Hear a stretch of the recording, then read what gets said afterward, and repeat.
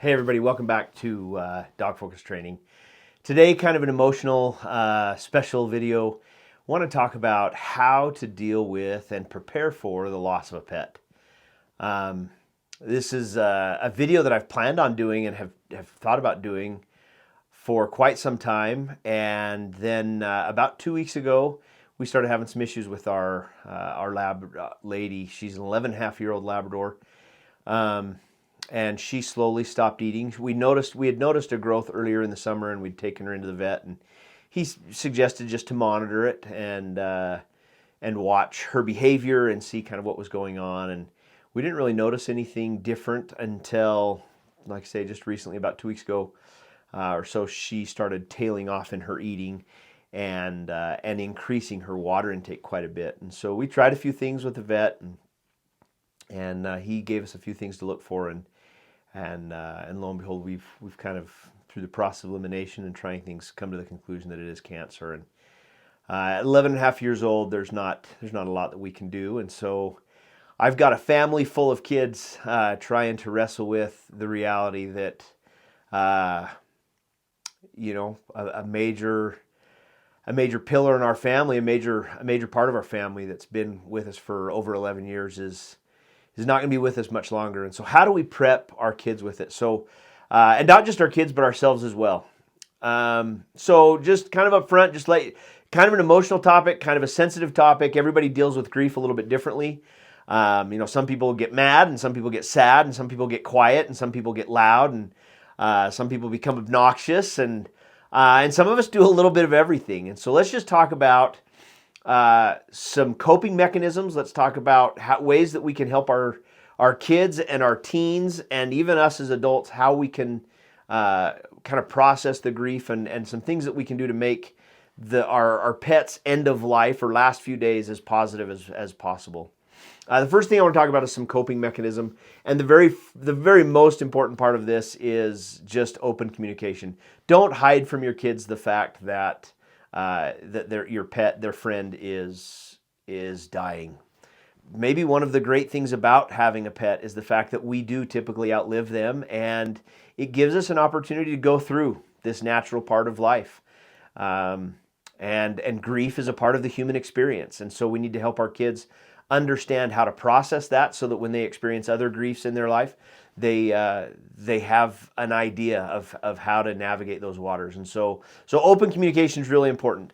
Now, a coping mechanism, as our kids get older, coping with the loss of a pet is going to be a little bit different. And so with kids, some of the things I would suggest is helping them externalize or get their emotions out. For a little kid, more so than, definitely it's difficult for all of us, but as the younger ones especially, it's difficult to put words to really difficult emotions, very complicated emotions, and that's going to be some of the troubles that your kids have. And so anything that's going to help them externalize how they feel, drawing on favorite memories, whether that's going back to old photos, having them draw some of their favorite memories, and really highlighting some of the positive experiences that they've had, helping them focus on those happy moments. So just off the top of my head, drawing pictures, painting, journaling, but through like maybe photos, going back to old photos and creating a photo collage to place in the journal. Those kinds of things are going to be great for young kids. For our teenagers, one of the things that can happen that can really help process that experience and cope with the loss is to allow your teen or encourage your teen to reach out to some of their peers that have gone through similar events, and then have allowed time and just the natural healing processes that take place, and bring perspective. Losing a pet has a tendency to diminish perspective. Kind of the timeline of life flattens, and all of a sudden the only thing I can feel is the pain of right now. Allowing our teenagers to connect with their peers who have passed through the grieving process and can kind of help our teens understand that it doesn't hurt like this forever. and that life does go on, and that it's still sweet. There are still some incredible events with maybe a new puppy, or a different pet, or even just in different parts of their lives. That can be really helpful as a coping mechanism for our teenagers. And also, there's nothing wrong with encouraging them to participate with our younger kids in some of the coloring activities or drawing activities. For older adults, we're a focus on the positive, again, almost like a return to the childhood, but maybe in a more mature way, journaling with words, and writing out, describing in as much detail as possible some of your favorite memories, using words rather than pictures. Going through old photo albums. I've spent the last week pulling up all of the photos I can of the day we got Lady, and excuse me, my kids that aren't little anymore.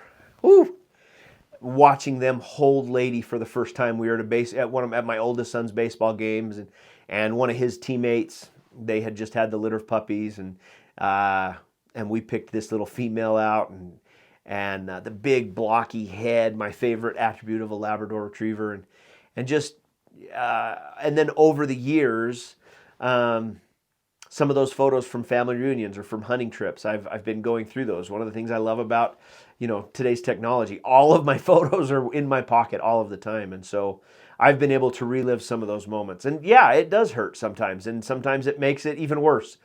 But again, I really strongly believe that it's because of all those incredible moments that makes this particular moment difficult. And this isn't the first dog I've lost. I've lost several dogs, some to freak accidents and some to longevity, like Lady's experiencing.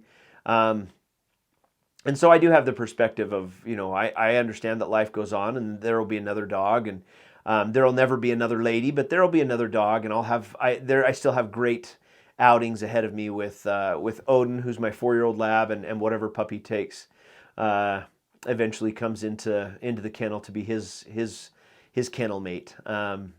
So those are some coping mechanisms that I think are really helpful. Some other important things to remember. Again, just keep in mind what a sensitive issue this is, and how everyone's going to react a little bit differently.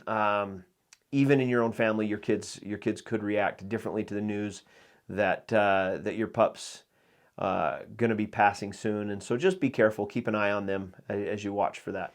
Hey everybody, in a perfect world, we'd never lose our dogs, right? They'd live with us forever, and we'd have an incredible experience. I'm going to be doing a series of videos on what to do when your dog passes away, and so keep watching for that. I'll post these out in consecutive days just to get them out there, as these are our real life experiences right now with Lady as we're going through this. But I hope this has been helpful. I hope this helps you if any of you out there are dealing with the loss of a pet, and trying to help kids wrap their minds around why a dog has to die and why it can't just live forever. I'm 47 years old, and I've asked some of those questions in the last few days. Why can't dogs just live forever? And what a great world it would be if they could. But they can't. And so we wrestle with this part of reality, and we know that it hurts, and hopefully this video has given you some ideas of how you can help your children wrestle with this unfortunate reality of this mortal life that we live in, and certainly a reminder that all things are temporal, and maybe one of the great things about our dogs passing is a reminder that someday, unfortunately, we too will come to the end of our time here on earth, and hopefully we haven't wasted that time in things that don't matter. Hopefully we've spent the time necessary with our kids, with our loved ones, sufficient enough that we've built the kinds of memories that will make a parting bittersweet. So I hope this has been helpful. If it has, please hit that like button or send button. Send this to anybody that you know that might be struggling with the loss of an animal, and might be looking for ways to either cope with it themselves or help those that they love cope with it. Thanks for joining us, and watch for those other videos if you've got questions about what to do when your dog passes, or options that you have to visit with the vet about. Thanks for watching.